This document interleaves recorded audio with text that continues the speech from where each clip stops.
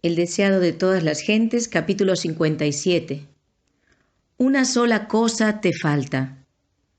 Al salir él para seguir su camino, vino uno corriendo, e hincando la rodilla delante de él, le preguntó: Maestro bueno, ¿qué haré para heredar la vida eterna? El joven que hizo esta pregunta era un príncipe. Tenía grandes posesiones y ocupaba un cargo de responsabilidad. Había visto el amor que Cristo manifestara hacia los niños que le trajeron. Cuán tiernamente los recibió y alzó en sus brazos, y su corazón ardió de amor por el Salvador. Sintió deseos de ser su discípulo. Se había conmovido tan profundamente que mientras Cristo iba por su camino, corrió tras él y arrodillándose a sus pies, le hizo con sinceridad y fervor esa pregunta de suma importancia para su alma y la de todo ser humano.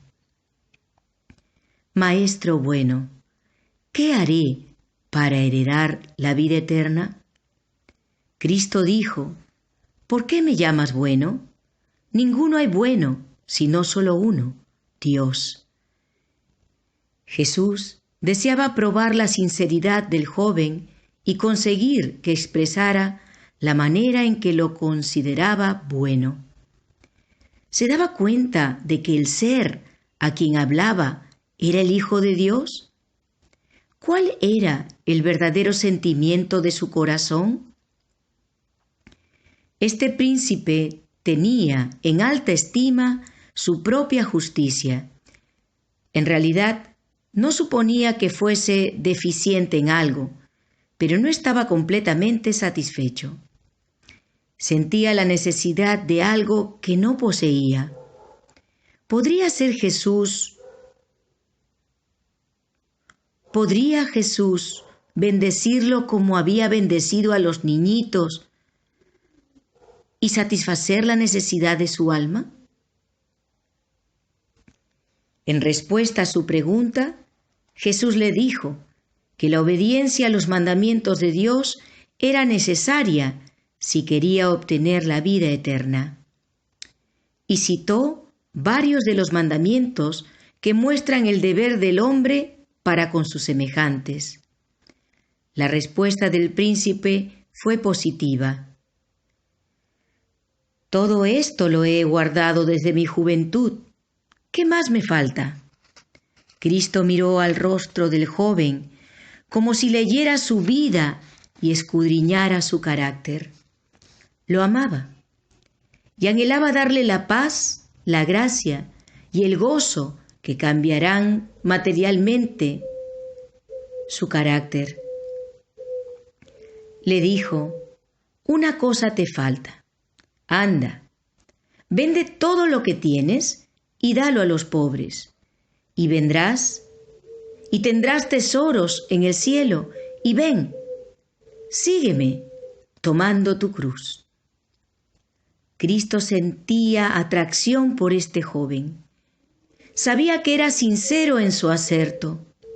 Todo esto lo he guardado desde mi juventud. El Redentor anhelaba crear en él un discernimiento que lo habilitara para ver la necesidad de una devoción nacida del corazón y de la bondad cristiana. Anhelaba ver en él un corazón humilde y contrito, que consciente del amor supremo que ha de dedicarse a Dios, ocultara su falta en la perfección de Cristo. Jesús vio en este príncipe precisamente la persona cuya ayuda necesitaba si el joven quería llegar a ser colaborador con él en la obra de la salvación. Con tal que quisiera ponerse bajo la dirección de Cristo, sería un poder para el bien. En un grado notable, el príncipe podría haber representado a Cristo, porque poseía cualidades que, si se unía con el Salvador, lo habilitarían para llegar a ser una fuerza divina entre los hombres. Cristo, leyendo su carácter, lo amó. El amor hacia Cristo estaba despertándose en el corazón del príncipe, porque el amor engendra amor. Jesús anhelaba verlo colaborar con él. Anhelaba hacerlo como él, un espejo en el cual se reflejase la semejanza de Dios. Anhelaba desarrollar la excelencia de su carácter y santificarlo para uso del Maestro. Si el príncipe se hubiese entregado a Cristo, habría crecido en la atmósfera de su presencia. Si hubiese hecho esa elección, cuán diferente habría sido su futuro. Una cosa te falta, dijo Jesús. Si quieres ser perfecto, anda, vende lo que tienes y dalo a los pobres, y tendrás tesoro en el cielo. Y ven, y sígueme. Cristo leyó el corazón del príncipe. Una sola cosa le faltaba, pero esa cosa era un principio vital. Necesitaba el amor de Dios en el alma. Esa sola falta, si no era suplida, le resultaría fatal, corrompería toda su naturaleza. Tolerándolo, el egoísmo se fortalecería. Con el fin de que pudiese recibir el amor de Dios, debía renunciar a su supremo amor a sí mismo. Cristo dio a este hombre una prueba. Lo invitó a elegir entre el tesoro celestial y la grandeza mundanal. El tesoro celestial le estaba asegurado si quería seguir a Cristo, pero debía renunciar al yo. Debía entregar su voluntad al dominio de Cristo. Al joven príncipe le fue ofrecida la santidad misma de Dios. Tuvo el privilegio de llegar a ser hijo de Dios y coheredero con Cristo del tesoro celestial. Pero debía tomar la cruz y seguir al Salvador con verdadera abnegación. Las palabras de Cristo fueron en verdad para el príncipe la invitación. Escogeos hoy a quién sirváis. Le fue dejada a él la decisión. Jesús anhelaba que se convirtiera. Le había mostrado el foco infeccioso en su carácter y con profundo interés vigilaba el resultado, mientras el joven pesaba la cuestión. Si decidía seguir a Cristo, debía obedecer sus palabras en todo. Debía apartarse de sus proyectos ambiciosos. Con qué anhelo ferviente, con qué ansia del alma miró el Salvador al joven, esperando que cediese a la invitación del Espíritu de Dios. Cristo presentó las únicas condiciones que pondrían al príncipe donde éste perfeccionaría un carácter cristiano. Sus palabras eran palabras de sabiduría, aunque parecían severas y exigentes. En aceptarlas y obedecerlas estaba la única esperanza de salvación del príncipe. Su posición exaltada y sus bienes ejercían sobre su carácter una sutil influencia para el mal. Si los prefiriese, suplantarían a Dios en sus afectos. El guardar poco o mucho sin entregarlo a Dios sería retener lo que reduciría su fuerza y eficiencia moral. Porque si se aprecian las cosas de este mundo, por inciertas e indignas que sean, llegan a absorberlo todo. El príncipe discernió prestamente todo lo que involucraban las palabras de Cristo y se entristeció. Si se hubiese dado cuenta del valor del don ofrecido, se habría alistado prestamente como uno de los seguidores de Cristo. Era miembro del honorable concilio de los judíos y Satanás le estaba tentando con lisonjeras perspectivas de lo futuro. Quería el tesoro celestial, pero también quería las ventajas temporales que sus riquezas le proporcionarían. Lamentaba que existiesen tales condiciones. Deseaba la vida eterna, pero no estaba dispuesto a hacer el sacrificio necesario. El costo de la vida eterna le parecía demasiado grande y se fue triste, porque tenía muchas posesiones. Su aserto de que había guardado la ley de Dios era falso. Demostró que las riquezas eran su ídolo. No podía guardar los mandamientos de Dios, mientras el mundo ocupaba el primer lugar en sus afectos. Amaba los dones de Dios más que al dador. Cristo había ofrecido su comunión al joven. «Sígueme», le dijo, pero el Salvador no significaba tanto para él como sus bienes o su propia fama entre los hombres. Renunciar al visible tesoro terrenal por el tesoro invisible y celestial era un riesgo demasiado grande. Rechazó el ofrecimiento de la vida eterna y se fue.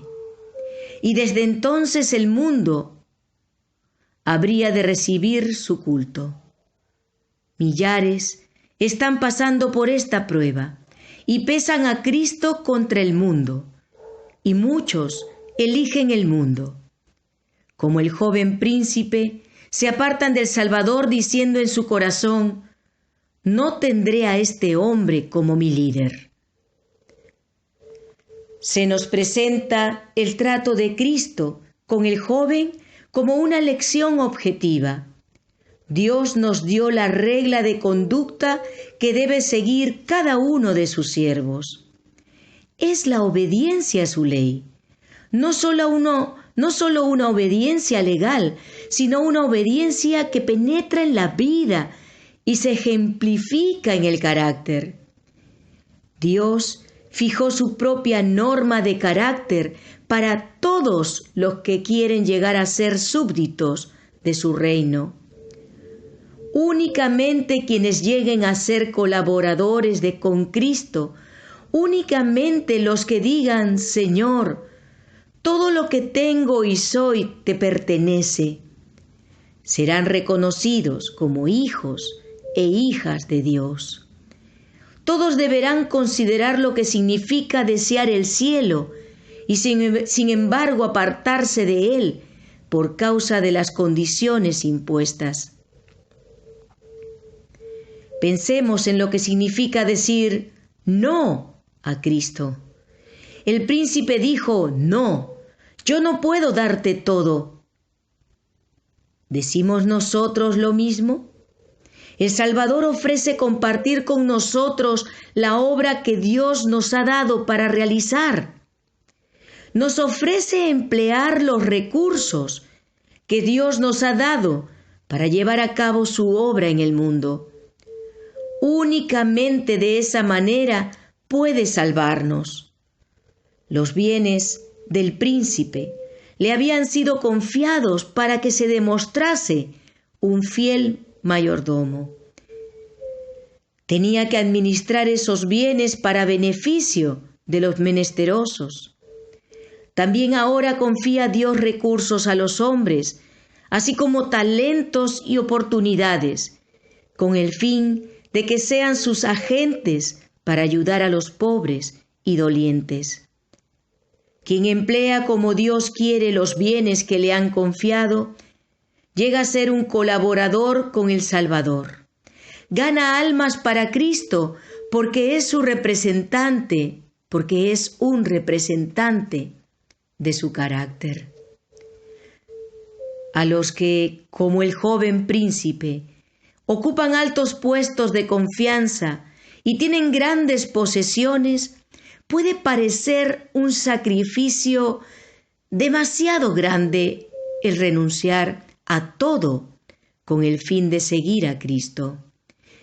Pero esta es la regla de conducta para todos los que quieran llegar a ser sus discípulos. No puede aceptarse algo que sea menos que la obediencia. La entrega del yo es la sustancia de las enseñanzas de Cristo.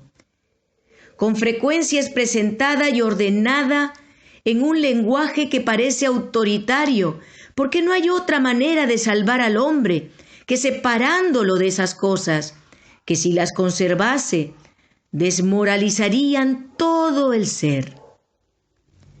Cuando los seguidores de Cristo devuelvan lo suyo al Señor, acumulan tesoros que se les darán cuando oigan las palabras. Bien, buen siervo y fiel, entra en el gozo de tu Señor, el cual, habiéndole sido propuesto gozo, sufrió la cruz, menospreciando la vergüenza, y se sentó a la diestra del trono de Dios. El gozo de ver almas redimidas, almas eternamente salvadas, es la recompensa de todos los que ponen sus pies en las pisadas del Ser que dijo: sígueme.